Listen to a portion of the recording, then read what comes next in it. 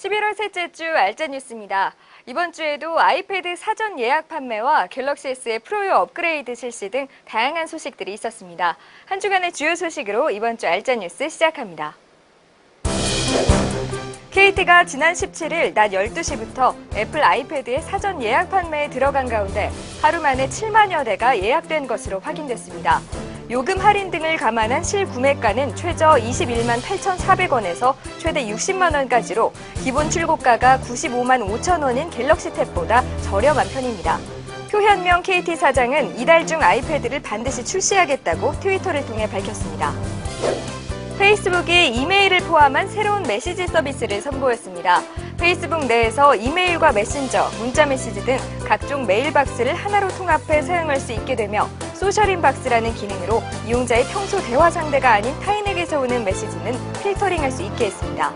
또 이용자들의 모든 대화 내용을 저장해 언제든지 확인할 수 있도록 했습니다. 삼성전자가 지난 15일 갤럭시 S와 갤럭시 A에 대한 프로요 업그레이드를 시작했습니다. 이번 업그레이드로 2.2 프로요 버전용으로 개발된 다양한 최신 애플리케이션 사용이 가능해지고 플래시 10.1도 지원이 가능해졌는데요.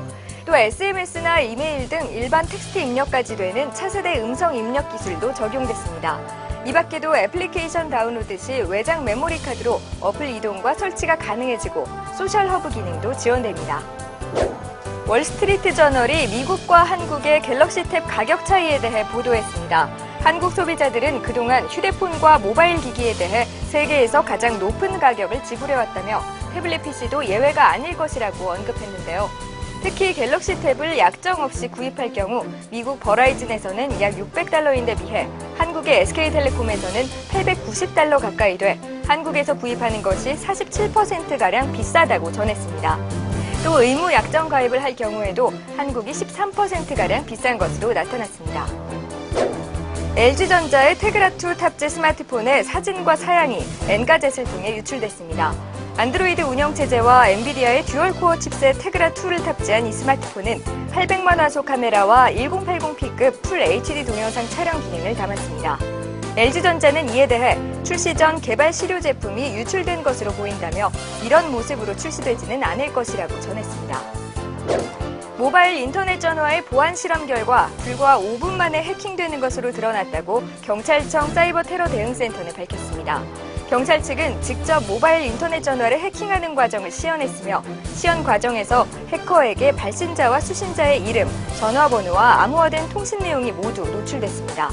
도청과 감청을 피하려면 무선 공유기 비밀번호를 어렵게 설정하는 등 무선 인터넷 제공자와 사용자 모두가 보안에 신경 써야 한다고 경찰은 전했습니다.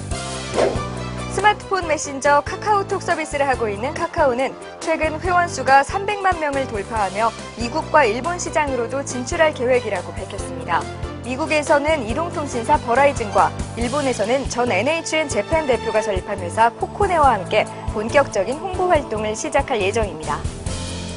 방송통신위원회는 지난 15일 MVNO, 즉 이동통신 재판매 사업자가 기존 이동통신사의 소매요금 대비 약 40% 할인된 가격을 기준으로 협상하도록 하는 도매 제공 대상과 조건, 절차, 방법 및 대가 산정에 대한 기준 고시를 의결했습니다. 따라서 2G와 3G를 모두 포함한 SK텔레콤의 서비스가 도매 제공 대상으로 규정됐으며 내년 4월부터는 지금보다 20%가량 저렴한 가격에 이동통신 서비스를 받을 수 있게 됩니다. 방통위는 또 이달 말 이동통신 3사와 함께 MVNO 사업설명회를 개최합니다. 모토로라가 내년 1월 휴대폰 사업부를 분사할 것이라고 밝혔습니다. 모토로라 모빌리티라는 이름의 휴대폰과 셋톱박스 사업부가 분사되는 것이며 산자이자 모토로라 공동 CEO가 대표직을 맡게 됩니다. 세계 500대 슈퍼컴퓨터 리스트에 의하면 한국의 슈퍼컴퓨터 역량이 노르웨이, 스페인과 함께 세계 17위 수준인 것으로 나타났습니다. 이 순위는 독일과 미국의 전문가들이 6개월마다 대용량 컴퓨터의 연산 처리 속도를 평가해 책정하며 우리나라의 기상용 슈퍼컴퓨터 3대가 순위에 들어갔습니다. 1위 자리에는 미국이 선정됐습니다. 일부 인터넷 기업들이 고객들에게 무료 와이파이나 스포츠 생중계 서비스를 제공하면서 조건으로 인터넷 시작 페이지 설정 변경을 요구해 논란이 일고 있다고 연합뉴스는 전했습니다. 다음커뮤니케이션과 G마켓 등이 축구 생중계 서비스나 KTX 전용 와이파이 서비스를 제공할 때 시작 페이지 강제 설정과 회원 가입 등을 요구하고 있는 것으로 나타났습니다. 이어서 드래그 앤 드롭 시간입니다. 이번 시간에는 지난 18일 개막한 게임쇼 G스타 현장을 둘러봅니다. 박철현 기자가 전해드립니다.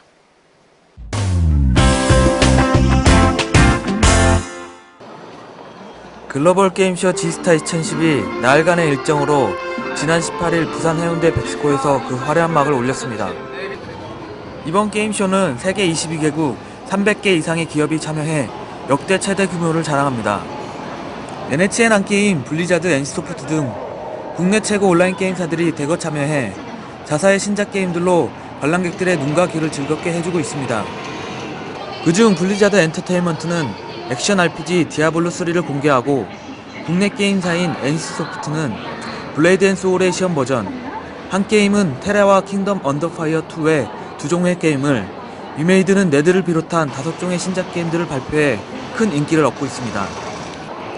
게임쇼 외에도 기조 강연과 3D 게임 관련 성공 사례 강의, 수출 상담회와 게임 기업 채용 박람회 등 다양한 부대 행사가 함께 열리고 있어 더욱 풍성해진 게임쇼 분위기를 연출하고 있는 모습입니다. 작년 G스타에는 24만여 명의 관람객들이 찾아 큰 인기를 끌었는데요. 풍성해진 내용만큼 올해에는 관람객 수 24만 명을 뛰어넘을 것으로 예상하고 있어 앞으로 기록 갱신이 기대됩니다. 부산에서 미디어잇 박철현입니다.